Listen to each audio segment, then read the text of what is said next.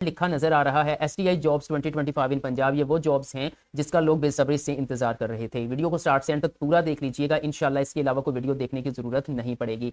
Viewer यहाँ पर आप देख सकते हैं गवर्नमेंट ऑफ पंजाब यानी स्कूल एजुकेशन डिपार्टमेंट की जानब से रिक्रूटमेंट पॉलिसी जारी की गई है। मतलब कैसे कैसे जो है वो इसका प्रोसीजर कंप्लीट किया जाएगा, ये आपको लिए जो है वो जानना बहुत जरूरी है। इसमें से कोई भी पॉइंट मिस करेंगे तो जाहिर बात है कि आपको समझ नहीं आएगी अप्लाई कैसे करना है और दूसरे हमारा जो है वो सिलेक्शन कैसे होगा।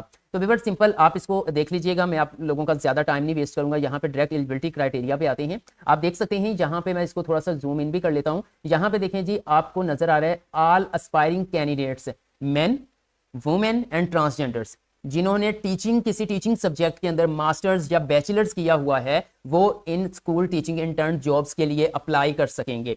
फर्दर अगर हम यहाँ पे एलिजिबिलिटी क्राइटेरिया की बात करें, अगर आप जो है वो हाई या हायर सेकेंडरी लेवल के लिए अप्लाई करना चाहते हैं, ये देखें ना स्कूल लेवल यहाँ पे मेंशन किया गया है। अगर आप high and higher secondary level के लिए अप्लाई करना चाहते हैं तो आपकी क्वालिफिकेशन 16 साल एजुकेशन होनी चाहिए, MA MSc या फिर BS ऑनर्स किसी भी रेलेवेंट सब्जेक्ट के अंदर। ठीक है, यानी हाई या हायर सेकेंडरी लेवल के लिए कम से कम 16 साल एजुकेशन वाले लोग अप्लाई कर सकेंगे। और उन्होंने लिखा है कि जिनके पास BEd MEd होगा उनको हम तरजीह देंगे, लेकिन ये चीज कंपलसरी नहीं है। ठीक है, BEd MEd के बगैर भी अप्लाई किया जा सकता है। और एज की बात करें तो 21 से 45 साल वाले mails females and transgenders apply कर सकते हैं। और वो कह रहे हैं कि फ्रेश एस्पायरिंग कैंडिडेट्स जो हैं जिनका रेलेवेंट क्वालिफिकेशन है उन इनकरेज टू अप्लाई। ठीक है, लेकिन वो कह रही हैं कि अगर किसी के पास टीचिंग एक्सपीरियंस हुआ तो उनको तरजीह दी जाएगी। ओके, विदाउट एक्सपीरियंस भी अप्लाई हो सकता है, एक्सपीरियंस कंपलसरी नहीं है।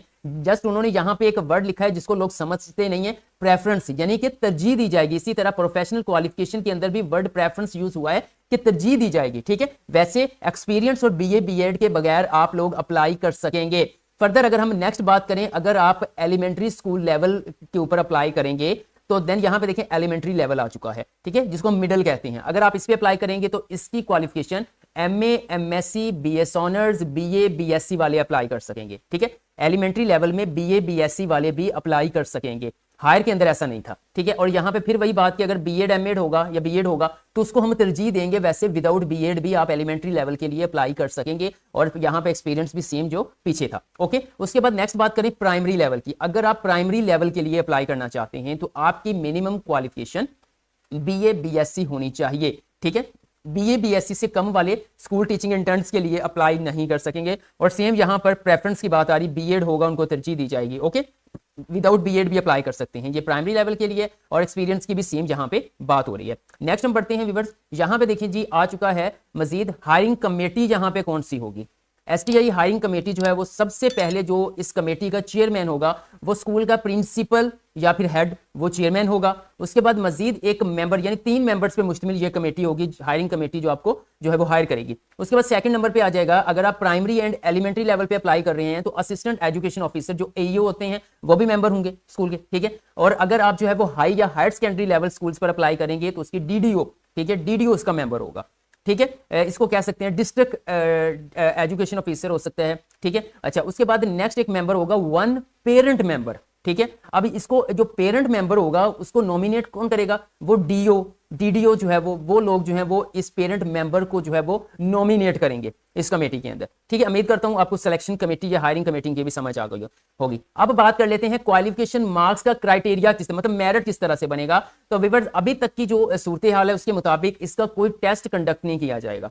ठीक है, आपकी एकेडमिक परफॉर्मेंस बेस पे जो है वो आपका मेरिट बनेगा। वैसे टेस्ट कंडक्ट किया जाना चाहिए था, जिनके मार्क्स एकेडमिक परफॉर्मेंस अच्छी नहीं है लेकिन उनके अंदर टीचिंग की काबिलियत है तो जाहिर बात है उनको मौका नहीं मिलेगा ऊपर। अच्छा कुछ लोग ऐसे होते हैं एकेडमिक परफॉर्मेंस बहुत अच्छी होती है लेकिन पढ़ाने का तरीका नहीं होता। ठीक है, तो यहाँ पर मेरी तजवीज़ है कि टेस्ट कंडक्ट किया जाना चाहिए था, लेकिन कहते हैं कि जो इंटर्नशिप होती है उसमें टेस्ट कंडक्ट नहीं किया जाता, आपकी एकेडमिक परफॉर्मेंस के ऊपर आपकी जो है वो हायरिंग हो रही होती है। अच्छा यहाँ पे देखें जी लेवल बना दिए गए हैं कि अगर तो आपका आ जाता है सेमेस्टर सिस्टम। ठीक है, वो लेवल 1 से लेवल 5 तक दे दिया गया है और इसी तरह एनुअल सिस्टम वालों का भी इसी तरह से लेवल बना दिया गया है। ठीक है, मिसाल में यहाँ पे एक दे देता हूं ताकि इसकी आपको समझ आ सके। ये देखें जी, अगर तो आपने जो है वो मास्टर्स किया है MA MSc, ठीक है, तो यहां पर इस लिहाज से आपको नंबर मिलेंगे। वो क्या लिहाज है जी, अगर तो आपका सेमेस्टर सिस्टम है, आपकी 90% मार्क्स हैं या इससे अबव हैं तो आपको मास्टर के 40 नंबर मिलेंगे। ठीक है, और अगर आपका एनुअल सिस्टम है और आपके 80% या इससे ज्यादा के मार्क्स हैं तो फिर भी आपको 40 नंबर मिलेंगे मास्टर्स के। ठीक है, यहाँ पे सेमेस्टर और एनुअल सिस्टम को थोड़ा सा यहाँ पे बताया गया है। उसके बाद यहाँ पे देखें जी, अगर आपके एमए एमएससी में 80% या इससे ज्यादा जो है वो सेमेस्टर सिस्टम के अंदर मार्क्स हैं और एनुअल के अंदर 70% या इससे ज्यादा हैं तो फिर आपको एमए एमएससी के 36 नंबर मिलेंगे। यानी कि यहाँ पे जो एजुकेशन क्वालिफिकेशन और मार्क्स के बारे में बताया गया है, इसको मद्देनजर रखते हुए आप घर बैठे अपना मेरिट फार्मूला जो है वो काउंट कर सकेंगे कि आपका चांस बनेगा नहीं बनेगा। इसी तरह से अगर आपने बैचलर्स किया हुआ है, ये बैचलर्स मास्टर्स के लिए आ रहा है, ठीक है, फिर आपके 15-15 बैचलर्स से मुराद यहाँ पे बीए बीएससी है और मास्टर्स से मुराद एमए एमएससी है। ठीक है, इस तरह से। और नीचे उन्होंने या यहाँ पे देखिए और लिखा हुआ है, या इससे मुराद ये है कि अगर आपने बीए बीएससी एमए एमएससी नहीं की, आपने इंटरमीडिएट के बाद डायरेक्ट जो है वो बीएस कर लिया है, बीएस ऑनर्स कर लिया है, जो 4 ईयर आपके मास्टर्स के इक्वल होता है, तो फिर उसका हिसाब इसी तरह से होगा कि अगर आपके जो है वो एनुअल सेमेस्टर सिस्टम में 90% से उससे ज्यादा मार्क्स होंगे या एनुअल सिस्टम में 80% उससे ज्यादा, तो आपके 55 नंबर होंगे। ठीक है, इसी तरह आप देख सकते हैं यहाँ पर आपकी परसेंटेज कहाँ पे आती है, किस लेवल में आती है, उसी लेवल के हिसाब से यहाँ पे आपको मार्क्स मिल रहे होंगे। इसी तरह नीचे इंटरमीडिएट और मैट्रिक का बताया गया है। ओके, उसके बाद व्यूअर्स, अगर आपके पास बीएड या एमएड होगा या फिर एमए एजुकेशन भी कह सकते हैं, क्योंकि एमए एजुकेशन को बीएड एमएड के इक्वल करार दिया गया है एचईसी की जानिब से।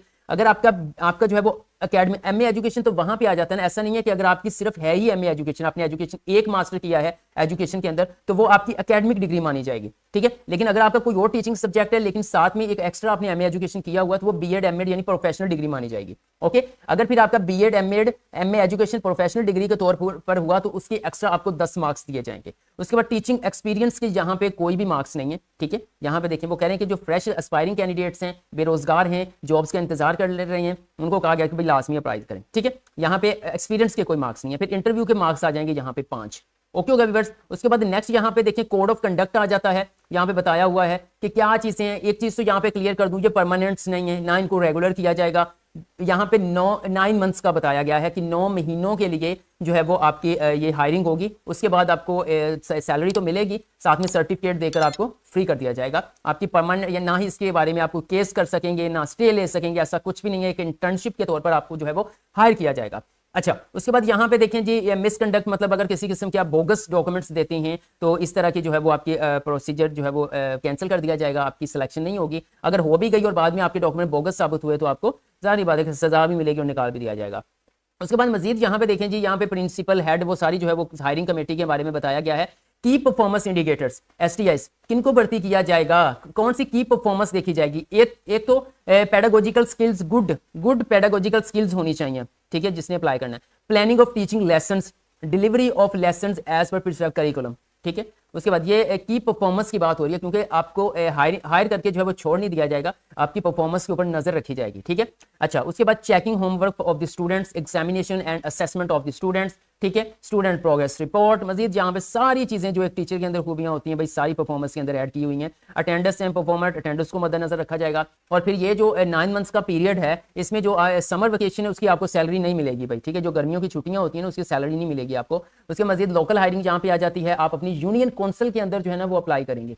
ठीक है, जो आपकी यूनियन काउंसिल है यूसी होती है, उसी के अंदर जो स्कूल वहां पे आप अप्लाई करेंगे। अगर वो कह रहे हैं कि यूनियन काउंसिल में कोई जो है वो ऐसा बंदा जो हम चाहते हैं हायर करने के लिए वो नहीं मिलता, फिर हम करीबी यूनियन काउंसिल से उठा लेंगे उसको। ठीक है, इस तरह से ये तरीकाकार आप इसको रीड कर सकते हैं। बहुत से लोग मैसेजेस कर रहे हैं कि इस रिक्रूटमेंट पॉलिसी को हम कहां से डाउनलोड कर सकते हैं। मैं इसका तरीकाकार आपको बता देता हूं।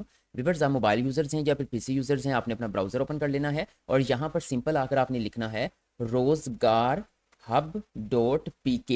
ये जो लिंक है आपको स्क्रीन पर लिखा हुआ भी नजर आएगा, आपने ये लिख कर एंटर करना है तो आपके सामने कुछ इस तरह से वेबसाइट ओपन हो जाएगी रोजगार हब के नाम से। आप थोड़ा सा स्क्रॉल डाउन करेंगे तो यहाँ पर आपको लिखा नजर आ रहा है STI जॉब्स 2025 इन पंजाब। आप इसी लिंक के ऊपर क्लिक कर देंगे। जैसे आप इसके ऊपर क्लिक करेंगे तो देन आप देख सकते हैं ये रिक्रूटमेंट पॉलिसी यहाँ पर आपको मिल जाएगी, तो आप इन पिक्चर्स को अपने पास डाउनलोड कर सकते हैं। नीड असेसमेंट, किसी किस्म का कोई टेस्ट कंडक्ट नहीं किया जाएगा, डायरेक्ट आपका इंटरव्यू होगा। ठीक है, उसके बाद एडवर्टाइजमेंट कब आएगी, क्योंकि ये अभी पॉलिसी मंजूर हुई है, मतलब कबीना ने इसकी इजाजत दी है कि आप जो है वो कर सकते हैं 12,500 STIs भर्ती सरकारी स्कूलों में। और यहाँ पे उन्होंने कहा है कि इसका जो एडवर्टाइजमेंट है वो स्कूल की जानिब से अनाउंस की जाएगी। आपको याद होगा कि अभी जो है वो हायर एजुकेशन डिपार्टमेंट के थ्रू जो है वो कॉलेजेस के अंदर जो है वो CTIs ठीक है। कॉलेज टीचिंग इंटर्न्स भर्ती हुए, वो बिल्कुल सेम प्रोसेस तकरीबन होने वाला है, बस कुछ ही चेंजिंग्स इसमें की गई हैं।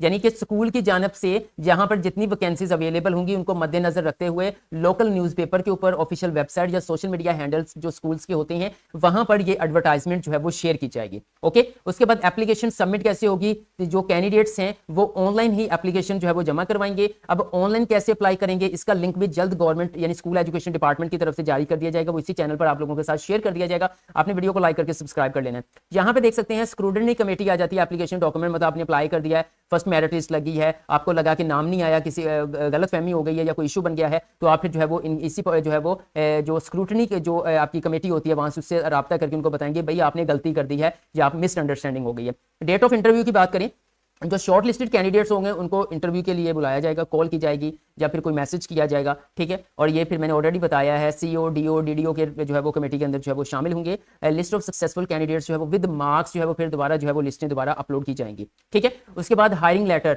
प्रिंसिपल जो हेड होगा स्कूल का, प्रिंसिपल या स्कूल का हेड, वही जो है वो 3 दिन के अंदर अंदर जो है वो सिलेक्शन यानी फाइनल मेरिट लिस्ट लगने के 3 दिन के अंदर अंदर जो है वो आपको हायरिंग लेटर जो है वो इशू कर दिया जाएगा। इन एनी स्टेज अगर आपको लगता है यहाँ पे कोई बोगस डॉक्यूमेंट उनका साबित कर लिया है उन्होंने कमेटी ने, तो फिर आपका जो है वो हायरिंग लेटर को जो है वो यानी आपकी सिलेक्शन को कैंसिल कर दिया जाएगा। अब सबसे अहम बात यह है कि मंथली स्टाइपेंड, स्टाइपेंड क्या होता है जी, वजीफा होता है, क्योंकि ये इंटर्न्स के तौर पर भर्ती कर रहे हैं ना, तो इसलिए यहाँ पे वर्ड स्टाइपेंड आएगा, सैलरी नहीं आएगा, लेकिन इसको आप सैलरी के तौर पर समझ सकते हैं।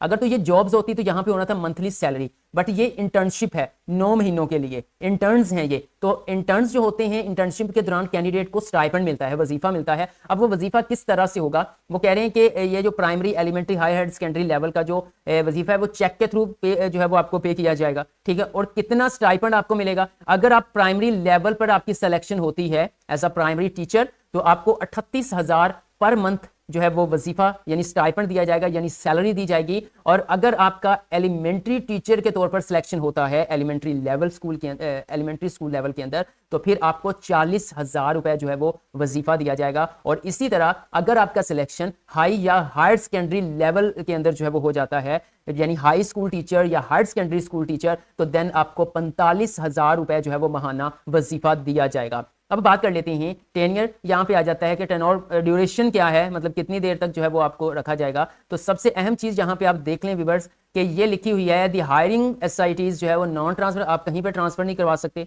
ठीक है। प्योरली ऑन टेम्परेरी बेसिस, यानी कि ये परमानेंट नहीं है, टेम्परेरी है पार्टिकुलर स्कूल के अंदर। और यहाँ पे जो हायर किया जाएगा आपको 9 महीनों के लिए किया जाएगा, और इसके अंदर excluding summer vacation, summer vacation exclude कर दी जाएंगी, वो आपको सैलरी यहाँ पे उसका वजीफा नहीं मिलेगा। मजीद टर्म एंड कंडीशंस आप देख सकते हैं।